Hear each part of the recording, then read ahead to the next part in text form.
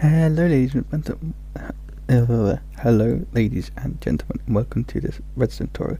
This Redstone tutorial I'm going to be teaching, explaining hoppers, comparators, not hoppers. Don't know why I said hoppers, that was a silly thing. This intro is going off to a great start. I take a week off of YouTube and look what I've become. So, this is the comparator. Yeah, Redstone comparator. Now, there are a few basic modes. You have this mode, which is comparator mode, or you have subtract mode, comparator mode, subtract mode, compare, subtract, compare, subtract, compare. Now, this basically is a one tick delay.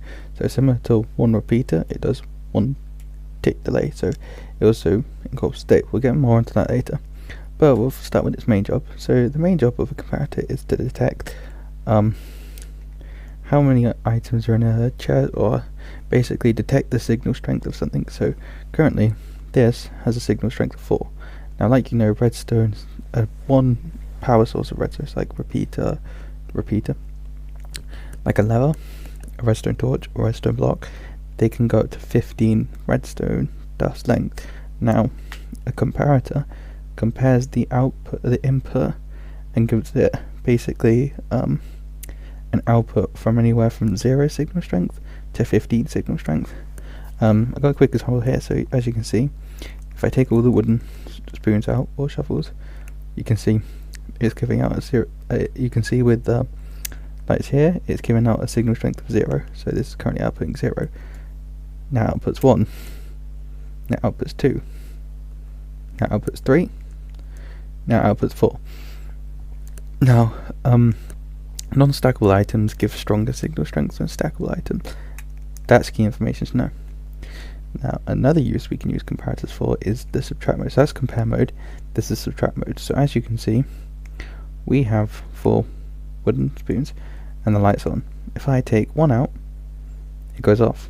Put 1 back in, it's on. And what it's doing is, in here we have a signal strength of 3. So it's giving out 3. Well, not a signal strength, it's got 3 in here, so it's sending signal here. Now when it's in subtract mode, it's currently comparing it to this comparator. So when we have 3, this is equal to this, so it won't give out a signal. When we have 2, this one is less than this one, so it won't give out a single signal. When we put it on 4, this is greater than this, so it gives out a signal. Ooh, take a breather. That was some heavy explaining. So, although you're not here to reply, but I feel like that made sense so far. The basics. Now we move on to what I was saying about delay. Now, because they have slight delay, when we press this button here, you can see it's here, and because it's slight delay, it goes round, and this is what we call God,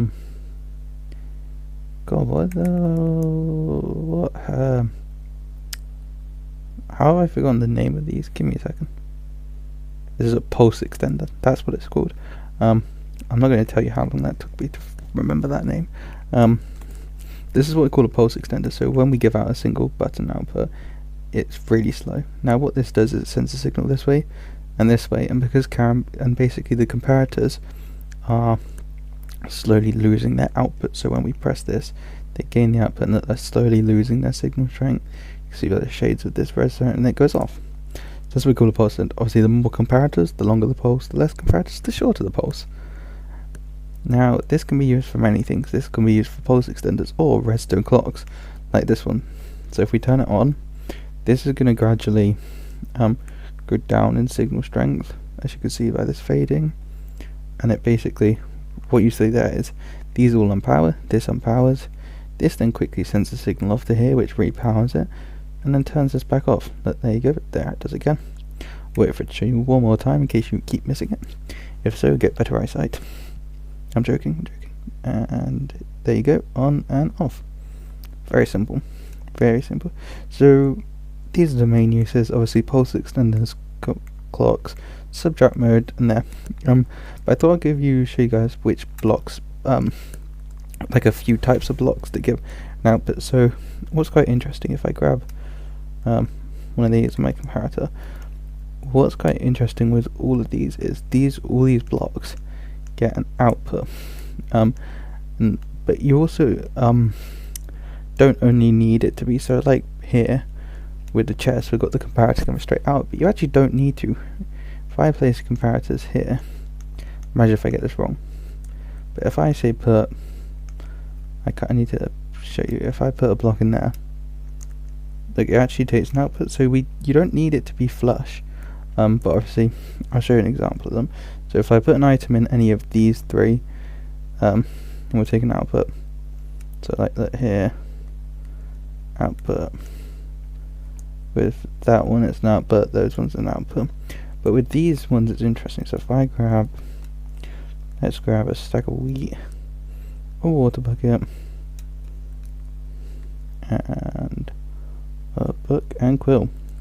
There you go. So as you can see, if I put wheat in there, it gets an output. If I put water in there, it takes an output. And if I put a book and quill in there, it takes an output.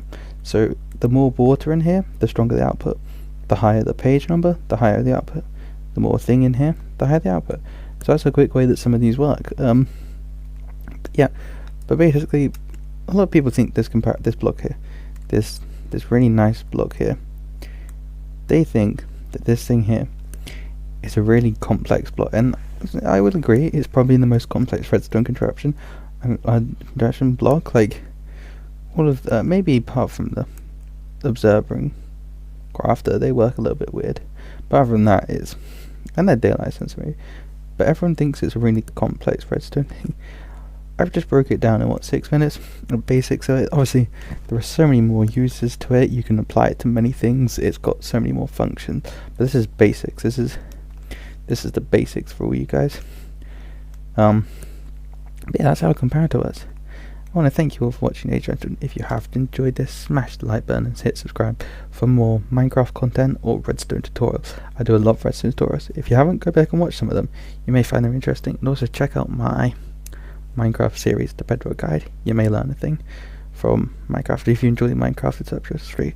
But I want to thank you all for watching, ladies and gentlemen, and I will catch you all later. See ya.